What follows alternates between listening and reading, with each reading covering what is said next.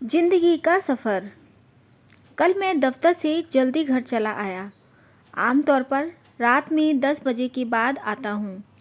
कल 8 बजे ही चला आया। सोचा था घर जाकर थोड़ी देर पत्नी से बातें करूँगा, फिर कहूँगा कि कहीं बाहर खाना खाने चलते हैं। बहुत साल पहले जब हमारी सैलरी कम थी, हम ऐसा करते थे। घर आया तो देखा पत्नी टीवी देख रही थी। मुझे लगा कि जब तक वो ये वाला सीरियल देख रही है, मैं कंप्यूटर पर कुछ मेल चेक कर लूँ।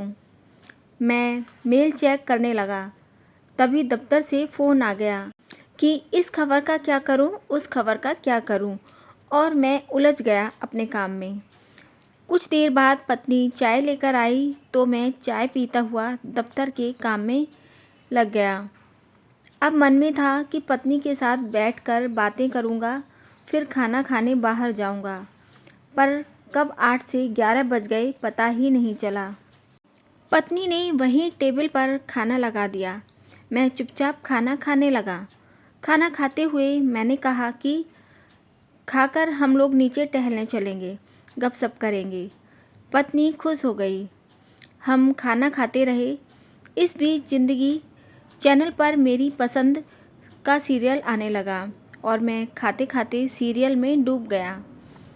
सीरियल देखते हुए सोफ़ा पर ही मैं सो गया था। जब नींद खुली तब आधी रात हो चुकी थी। अब अफसोस हुआ। मन में सोचकर घर आया था कि जल्दी आने का फ़ायदा उठाते हुए आज कुछ समय पत्नी के साथ बिताऊंगा। पर यहाँ तो शाम क्या, आधी रात भी निकल गई। ऐसा ही होता है ज़िंदगी में। हम सोचते कुछ है, होता कुछ है। हम सोचते हैं कि एक दिन हम जी लेंगे, पर हम कभी नहीं जीते। हम सोचते हैं कि एक दिन ये कर लेंगे, पर नहीं कर पाते। आधी रात को सोफे से उठा, हाथ मुंह धोकर बिस्तर पर आया तो पत्नी सारा दिन के काम से थकी हुई सो गई थी। मैं चुपचाप बेडरूम में कुर्सी पर बैठकर कुछ सोच रहा था। 25 साल पहले इस लड़की से मैं पहली बार मिला था। पीले रंग के लहंगे में मुझे मिली थी। फिर मैंने इससे शादी की थी। मैंने वादा किया था कि सुख में दुख में ज़िंदगी के हर मोड़ पर मैं तुम्हारे साथ रहूँगा। पर ये कैसा साथ। मैं सुबह जागता हूँ, अपने काम में व्यस्त हो जाता हूँ। वो सुबह जागती है, मेरे लिए चाय बनाती है। चाय पीकर मैं कंप्यूटर पर संसार से जुड़ जाता हूँ। वो नाश्ते की तैयारी करती है, फिर हम दोनों दफ्तर के काम में लग जाते हैं। मैं दफ्तर के लिए तैयार होता हूँ, वो साथ में मेरे लंच का इंतज़ाम करती है। फिर हम दोनों भविष्य के काम में लग जाते हैं। मैं एक बार दफ्तर चला गया तो इसी बात में अपनी शान समझता हूँ कि मेरे बिना मेरा दफ्तर नहीं चलता। वो अपना काम करके डिनर की तैयारी करती है। देर रात मैं घर आता हूँ और खाना खाते हुए ही निढाल हो जाता हूँ। एक पूरा दिन खर्च हो जाता है जीने की तैयारी में।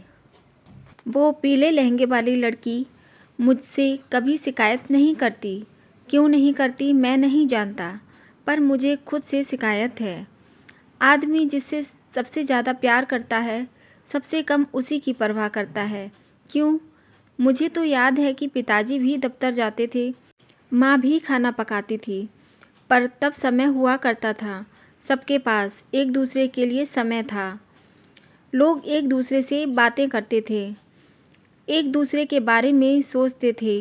लोग पर्व त्योहार पर एक दूसरे के घर जाते थे। पर अब तो लगता है जैसे किसी ने समय चुरा लिया हो। सब कुछ है, समय ही नहीं है।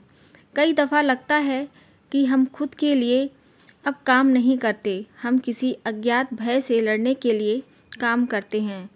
हम जीने के पीछे ज़िंदगी बर्बाद करते हैं। कल से मैं सोच रहा हूँ वो कौन सा दिन होगा जब हम जीना शुरू करेंगे।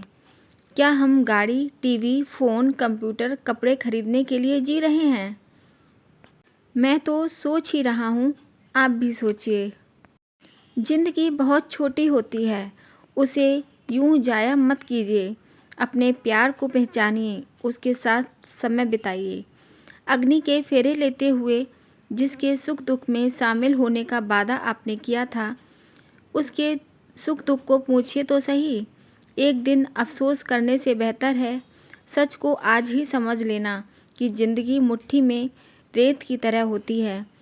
कब मुट्ठी से वो निकल जाएगी पता ही नहीं चलेगा। तो क्या सोचा आपने? नीचे कमेंट बॉक्स में लिखकर हमें ज़रूर बताइए। दोस्तों, अगर आप लोगों को कहानियाँ सुनना पसंद है और आपको हमारी कहानियाँ पसंद आती हैं तो हमारे चैनल को सब्सक्राइब ज़रूर कीजिए, वीडियो को लाइक कीजिए और वीडियो को शेयर अवश्य कीजिए। धन्यवाद।